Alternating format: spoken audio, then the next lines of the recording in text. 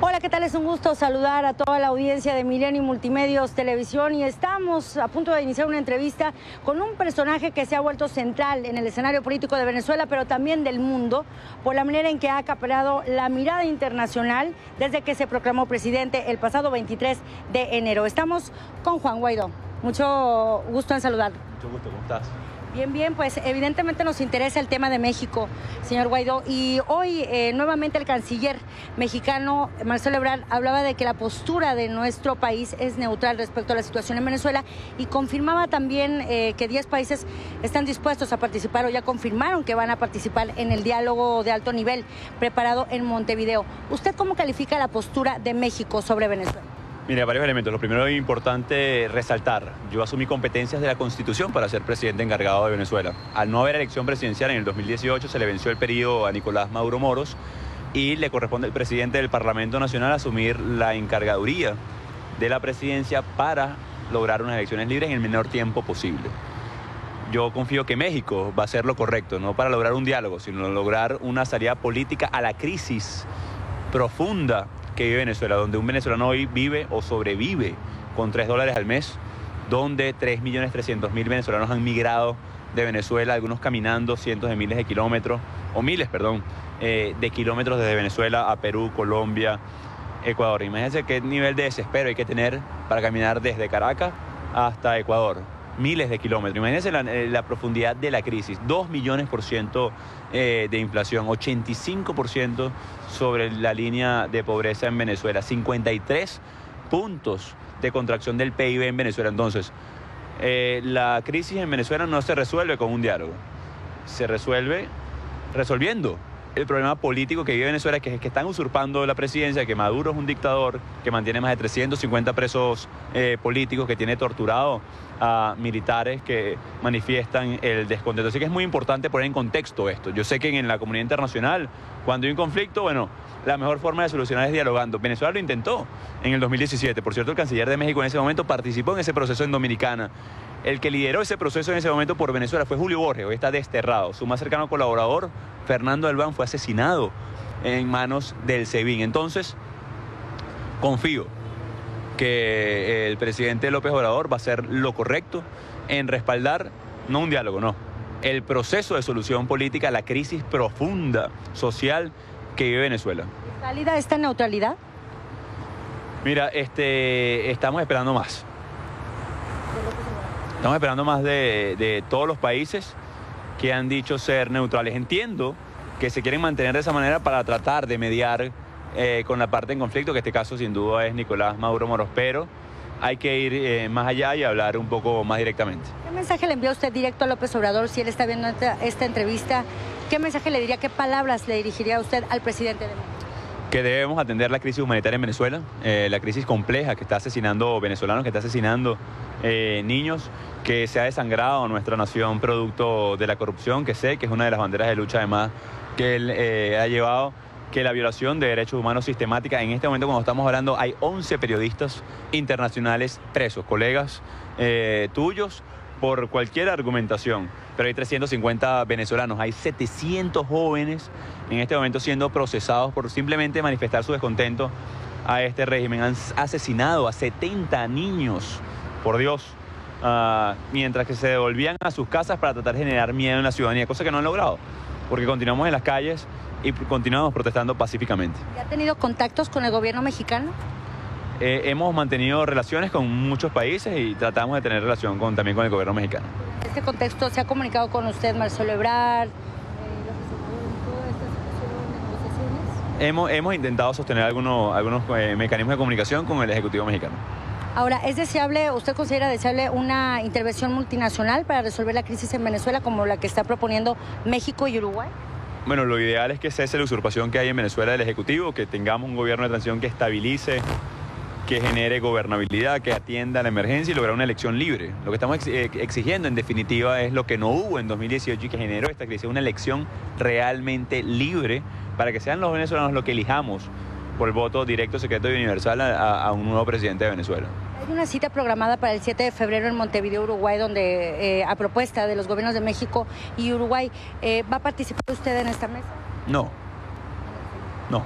¿Qué piensa de esta mesa o de este diálogo propuesto por él? Todos los esfuerzos que lleven al cese de la usurpación, es decir, que Maduro no puede continuar ejerciendo como dictador desde Miraflores, que lleve a un gobierno de transición que atienda, insisto, y hago mucha referencia a esto porque es que mueren niños venezolanos en el día a día. Cuando usted abre el grifo de agua en Venezuela no sale agua por la tubería, llega 1 o 2 veces al mes en el 80% de los hogares. Usted va al mercado y no consigue alimento. Tenemos que importar parte de la medicina como podamos porque no se puede distribuir. Es costosísimo, $3 al mes. O sea, es sin precedentes esta crisis. O sea, todos los días aquí en Venezuela cuestan vidas humanas por no atender esta emergencia que se niega a atender.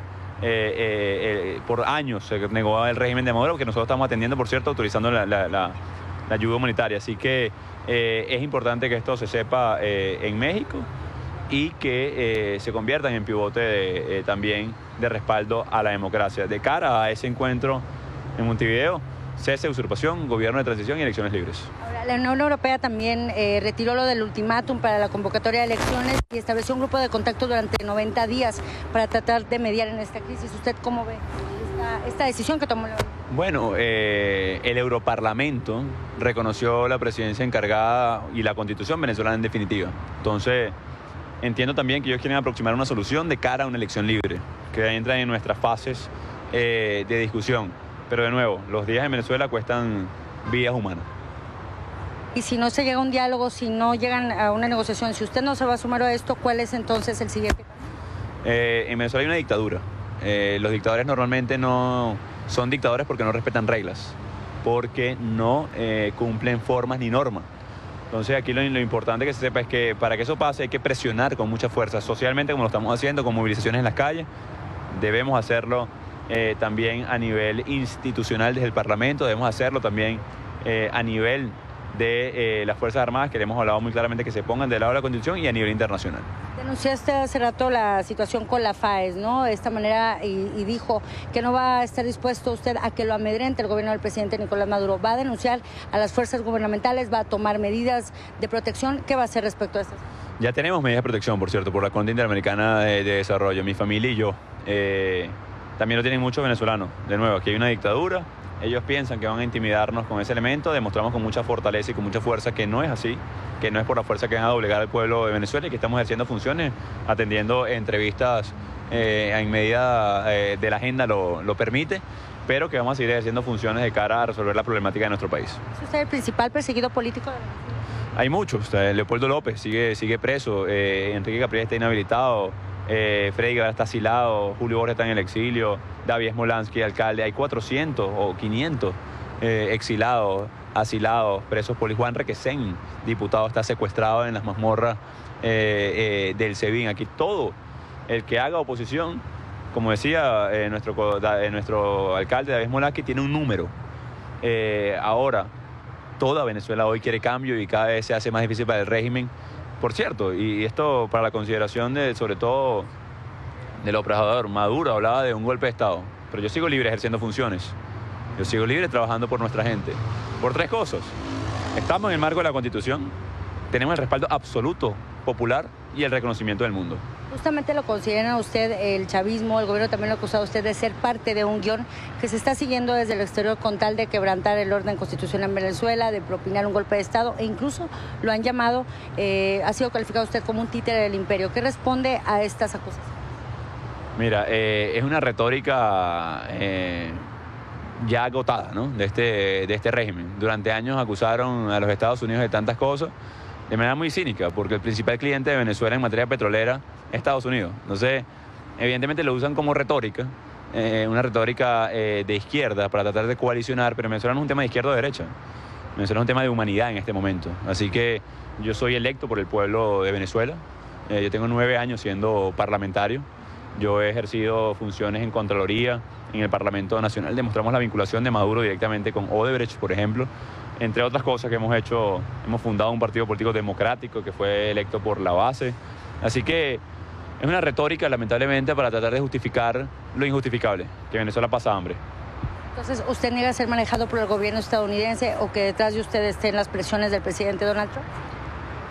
Perdón por la especie de sonrisa, pero nosotros hemos estado al servicio de Venezuela en todo momento, creemos en la soberanía, creemos que en la autodeterminación de nuestros pueblos, también en la cooperación internacional necesaria, además en un mundo globalizado. Pero es paradójico cuando 60 naciones del mundo me reconocen que solamente se centren en un país, así que es una retórica absurda y los invito a buscar, por ejemplo, lo que pasó en Venezuela el 23 de enero del 2019. 53 puntos de movilización increíble, sin precedente en Venezuela versus una pequeño meeting que hizo Maduro encerrado en Miraflores. ¿Cómo quedaría el gobierno de México, el gobierno de López Obrador, si mantiene su respaldo al presidente de Venezuela, Nicolás Maduro, y su reconocimiento a él como mandatario? Cualquier régimen que no, o cualquier, mejor dicho, cualquier gobierno que se haga la vista gorda con lo que sucede en un país vecino, no es positivo en este momento. Voy a poner un ejemplo cortísimo. Hoy Venezuela vive en una especie de estado fallido o estado forajido, incluso patrocinador del terrorismo. En el sur de Venezuela hay mucho oro. El ELN ha penetrado parte de nuestro territorio y está sacando ese oro para comprar armas. Vimos lo que pasó hace unos días, en Bogotá.